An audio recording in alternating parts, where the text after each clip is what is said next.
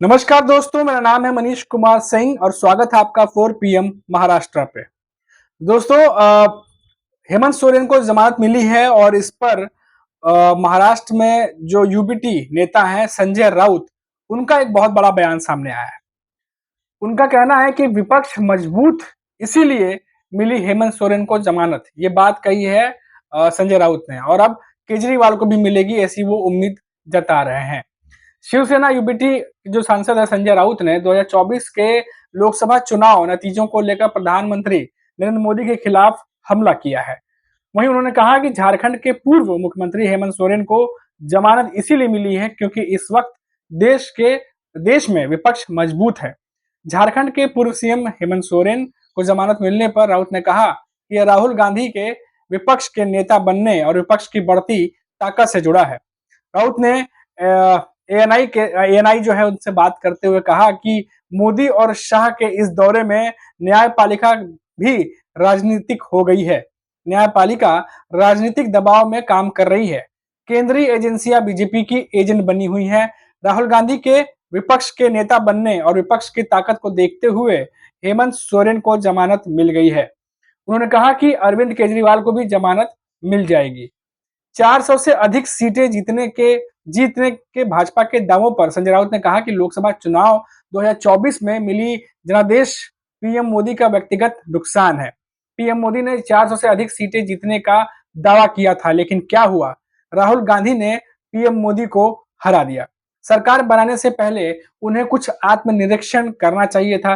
देश को एक ऐसे नेता की जरूरत है जो सबको साथ लेकर चले। शुक्रवार को झारखंड हाईकोर्ट से जमानत आदेश के बाद हेमंत सोरेन को बिरसा मुंडा जेल से रिहा कर दिया गया।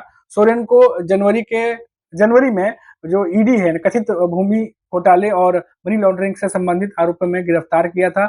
उन पर कई सारे विक्रेताओं और खरीदारों को शामिल करके करोड़ों रुपए जमीन को हासिल करने के लिए आधिकारिक रिकॉर्ड की और जालसाजी के जरिए बड़ी मात्रा में जो है रुपए और जमीन हासिल करने के लिए कई सारे ऐसे जो है आरोप लगाए गए थे।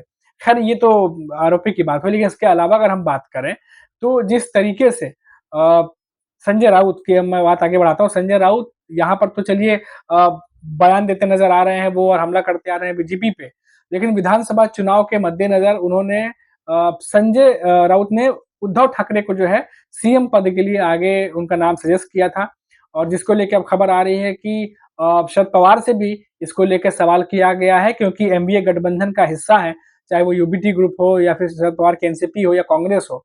ऐसे में खबर है कि शरद पवार ने उद्धव ठाकरे के सीएम चेहरा को जो है मानने से इनकार किया है और ये अब खबर आ रही है कि आगे क्या होने वाला है एनडीए गठबंधन में, क्योंकि कुछ सवाल पूछे गए जिसका सीधा जवाब जो है फिलहाल अभी शरद पवार ने नहीं दिया है। हालांकि ये नहीं कहा है कि नहीं जो है वो करेंगे, लेकिन घुमा फिरा कर इसका आंसर दिया है। महाराष्ट्र में अगर एनडीए सरकार सत्ता में आती है तो इसका मुख्यमंत्री कौन होगा? इस सवाल का जवाब अभी तक एनडीए के नेताओं या उनके दलों की तरफ से नहीं मिला है। एक ऐसा सवाल है जिसको महाराष्ट्र की जनता भी जानना चाहती है। हालांकि शरद पवार ने उद्धव ठाकरे के एनडीए का सीएम चेहरा बनाने से इनकार कर दिया है। शरद पवार के इस बयान के बाद राजनीतिक हलकों में कई तरह की चर्चाएं हैं। चर्चा ये भी है कि क्या आखिर जो एनडीए गठबंधन है उसके भीतर क्या चल रहा है। शिवसेना जहां इस बात पर जोर दे रही है यूबीटी ग्रुप कि उद्धव ठाकरे को महाराष्ट्र में आगामी विधानसभा चुनाव के लिए महाविकास अघाड़ी एनडीए के मुख्यमंत्री पद के चेहरे के रूप में पेश किया जाना चाहिए। वहीं एनसीपी के जो प्रमुख है शरद पवार ने जो शनिवार को ही एक जो है किसी व्यक्ति को सीएम चेहरे के रूप में पेश करने के विचार को अभी तक फिलहाल अभी के लिए जो है खारिज कर दिया है। कोल्हापुर में पत्रकारों ने जब शरद पवार से पूछा कि शिवसेना सांसद संजय राउत ने इस बात पर जोर दिया है कि ठाकरे को जो उद्धव ठाकरे हैं उनको एनडीए के मुख्यमंत्री पद के चेहरे के तौर पर पेश किया जाना चाहिए।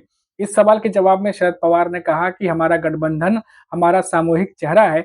एक व्यक्ति हमारा मुख्यमंत्री पद का चेहरा नहीं बन सकता। सामूहिक नेतृत्व हमारा फॉर्मूला है और इसी को आगे बढ़ाते हुए कहा कि इसके बारे में तीनों गठबंधन सहयोगी दल मिलकर फैसला लेंगे। तो एनडीए के सभी जो दल हैं और जो बाकी जो प्रधानमंत्री नरेंद्र मोदी हैं उनका विरोध करने वालों को शामिल का आह्वान करते हुए पवार ने कहा कि हाल के लोकसभा चुनाव के दौरान पीडब्ल्यूपी और जो आप है या कम्युनिस्ट पार्टी हैं, उन्होंने उनकी मदद की है। हालाँकि एनडीए में हम 3 भागीदार हैं, लेकिन हमें इन सभी दलों को जो है शामिल करना चाहिए। मोदी का विरोध करने वाले सभी लोगों को एनडीए का हिस्सा बनाना चाहिए। मुख्यमंत्री पद के चेहरे के बारे में जो भी निर्णय लिया जाना है, वो चर्चा के माध्यम से और सभी को विश्वास में लेने के बाद लिया जाएगा। तो ये तमाम बातें जो है वो शरद पवार कहते दिखाई दे रहे हैं। लेकिन कुल मिलाकर देखा जाए तो एनडीए गठबंधन में 3 बड़े दल हैं, एक कांग्रेस है, एक शरद पवार की एनसीपी है और उद्धव यूबीटी ग्रुप है, उद्धव ठाकरे के यूबीटी पक्ष है। और तीनों ही जो बड़े दल हैं, उनमें से एक जो संजय राउत हैं, वो उद्धव ठाकरे के नाम पर जो है वो आगे बढ़ा चुके हैं, चर्चा करनी चाहिए कह चुके हैं।